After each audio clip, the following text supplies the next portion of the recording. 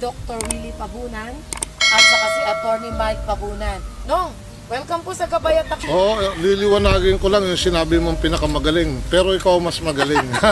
Itong gamot ni Dr. Willie Pabunan, ito yung bumubuhay hindi lamang sa COVID. Marami na itong binuhay na merong HIV, may chikungunya, may dengue, kinagat ka ng ahas, ng aso, binubuhay nito. Meron lang a certain group na ginagaya itong gamot, Prodex B. Yun yung sinasabi ng Food and Drugs at ng Department of Health na hindi daw pwede dito sa ENCODE. So, Doc, ano ko lang po, paano nyo ba na-produce o nagawa itong gamot na ito?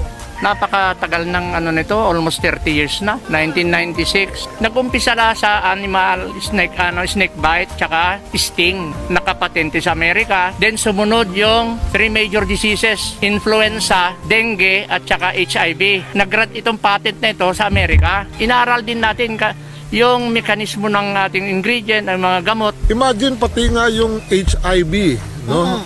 Na galing na kung saan binigyan na ng taning, 1 buwan na lang ang buhay. Buhay, up to now, buhay. Okay.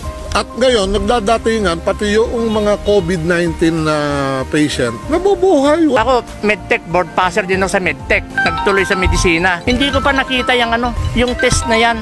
Pagdating sa result, 1 linggo, nagkataon na meron akong pasyente na ginagamitan ko itong antiviral. Actually, yung booster na yun saka na natin i-discuss. Yung antiviral, itong gamot na ito, napakarami. Yung kanyang scope ba, napakalawak ang scope niya. Kaya yung binabanggit nyo, chikungunya, meron yan. Talaga naman. At ipapakita ko, sana, yung references kung bakit kaya niya ito. Eh walang nakikinig. Dahil ang sinasabi nila, pag nakita nila yung composition daw ng technology na ito, nakita na corticosteroid kagad, pronouncement, nagko-contribute yan sa immunosuppression, ganyan, cautious sila dapat. Nandito ang nagbigay ng pronouncement ang dapat authority na ganun na lang. Hindi po ganun ang ibig sabihin nitong technology na ito. Para may paliwanag po sana kung paano ginamit ito, ang layo ng kanilang pagkakaintindi. Akala nila kung napag-aralan sa corticosteroid, the long run, tama naman. Pero at what dose, gaano ang frequency, saan ginamit, paano, yun ang doon. Yung paggamit ang mali. Otherwise, kung mali from the start yan, o kaya hindi na, binan na sana dyan sa market, hindi naman addicting, hindi naman prohibit. Kasi sabihin ko sa'yo, i-discuss lo ito. Kaya nga, yun ang, I will just refer it to the patent. Itong COVID na ito, nagkataon na may pasyente ako, sabi ko nga, tumawag siya. Doc, sabi niya, may hawak ako itong gamot mo. Itong kapatid ko, itong pasyente ito, nag-konsulta sa isang medical center sa Manila, pinauwi, hindi niya yung kanyang severe headache. Ako naman, ano ba ang mga laboratory na ginawa na sa'yo? Ganito, Doc, sabi niya, in-x-ray ako, tapos nagkaroon ng blood test, ganyan, kinuha na ako ng swab for COVID. Ang advice ko lang huwag kang lumabas na against medical advice. Ang gamin, baka pwede, sabi ko, baka pwedeng mag-request ka, na sa bahay ka na lang mag-self, quarantine. Pag nandun sa bahay niyo ako, just let me know. Bibigyan kita ng instruction. O sige, meron ka na bang subukan pilitin mong kunin yung laboratory ng result ng radiology ng x-ray, lumabas right pneumonia. Kailan daw lalabas yung took less than a week time, Doc, sabi niya, yung COVID test. And binigyan ko na siya ng instruction, nagbigay na ako ng dose, 72 hours. Makikita nyo na, makikita yung progress niya na talagang marked improvement na. Magaling na ako, sabi niya. Bakit mo masasabi? Okay, ganito, appetite ko, nawala na yung severe headache ko, lahat-lahat. Back to normal. May pangamba na ako na alam mo, nandiyan ka rin lang yung bigyan mo na yung mga pamilya mo. 7th day, lumabas, binigyan niya ako na anong resulta? Positive. Dahil nga sa potential nitong gamot na ito, I am more than confident na kaya niya. Hindi po, di bagong sakit yung corona, hindi bagong, nasa libro yan. Bakit ko po nasabi? Medtech pala ako, nakita ko na yan Graduate ako ng Far Eastern University. 76 graduate. Ano nangyari ni pasyente? Buhay na buhay. Binigyan siya ng antibiotic, take home. Kaya lang, ang problema, it seems na hindi niya matolerate dahil nagsusuka siya. Sabi ko, para hindi naman masyadong ma-stress ito, Ang gagawin mo, kako, i-reduce nga natin, subukan natin. After meal mo, subukan mo, hatiin mo. The following day, ganun pa rin ang reporting niya. Dok, hirap ako, sabi niya, hindi ko makayanan. Okay, totally hold natin muna yan. Ano ba yung principle ng gamot na ito na pinaghalo mo? Ang sinabi ng isang researcher noon, hindi pwede. Bakit? Merong isang enzyme na hindi present sa animal. So, it is only present in human plasma. Injectable pala yung gamot at for 30 years marami nag-survive at ngayon pinag-uusapan natin yung ENCO at tinatanong po namin kay Doc, nagbigay siya ng isang family na ika nga na hospital, nag-positive at yung gamot ay sinubukan, nag-okay daw po. Yung legality sana ng product. Approved drugs ito. From there, na protocol, wala nang patutunguhan to dahil nagkomentaryo na nga sila. Wala na talagang drive na ituloy pa.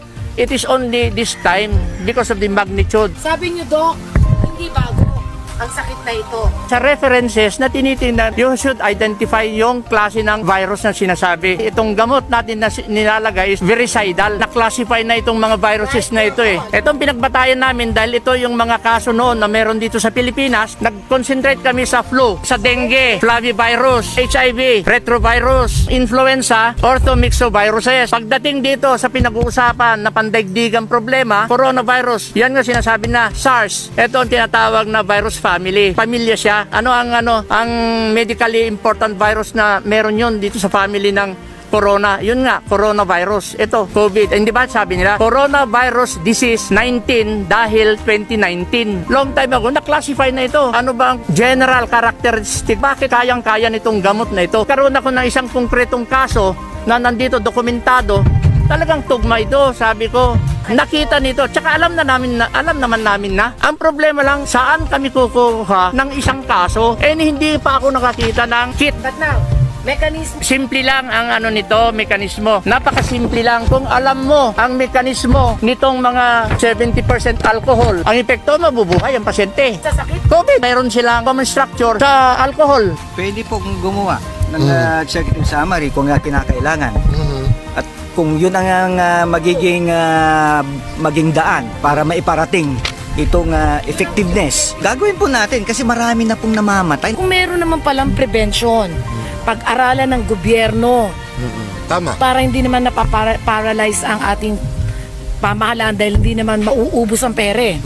Pero we have to talk now the prevention. Yes. At PUI ka pa lang, dapat napiprevent ka na. Pagdating sa therapeutic level stage, Yan na yan. kung ang isang pasyente o ang isang tao ay pinaghihinalaan, ang tawag po natin dyan person under investigation. Wala bang magaling na inventor na doktor sa Pilipinas na pwedeng bigyan ng tsansa ng Department of Health at ng BIPAD na katulad ni Dr. Willie Pabunan? Kung malakas at maganda yung resulta ng gamot ni Doc Willie, may gagaya niyan Kung naglalabas ang pronouncement ng Food and Drugs at DOH, like for example, itong tinatawag na Prodex B, hindi po yung kasali katugma dito po sa gamot ng Pabunan antiviral injection. Hindi maiwasan, ang tao natatakot. So ginamit ito, wala naman daw side effect yung Saka ginamit. sinasabi ng tao, ba't iintayin pa namin maging confirmed COVID victim kami nito? Ngayon pa lang, kailangan na namin mapalakas yung katawan namin. Correct. Ito na yun. So, kung inilalapit natin itong di naman maiwasan sa panig ng pamahalaan, na pag-aralan din mabuti. No?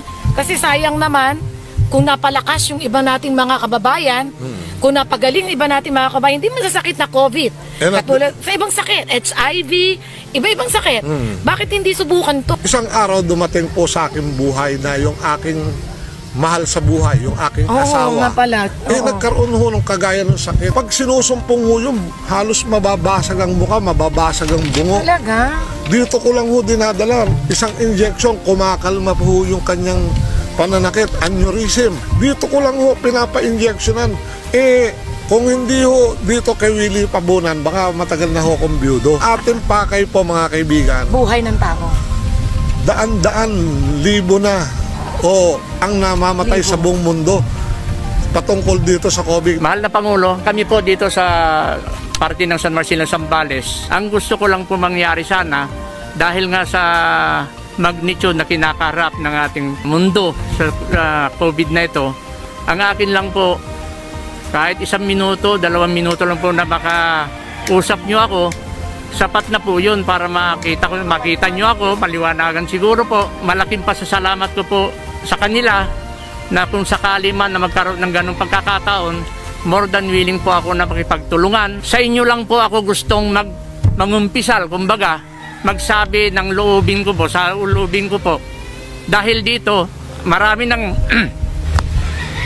nadadali na kagaya namin na sa health, mga frontliners, ay hindi naman po oras na sila ay dapat pumanaw na. Kaunting panahon lang, ang gusto ko lang po, sa inyo na lang po ako magsabi dahil total at saka buong buo naman po ang suporta.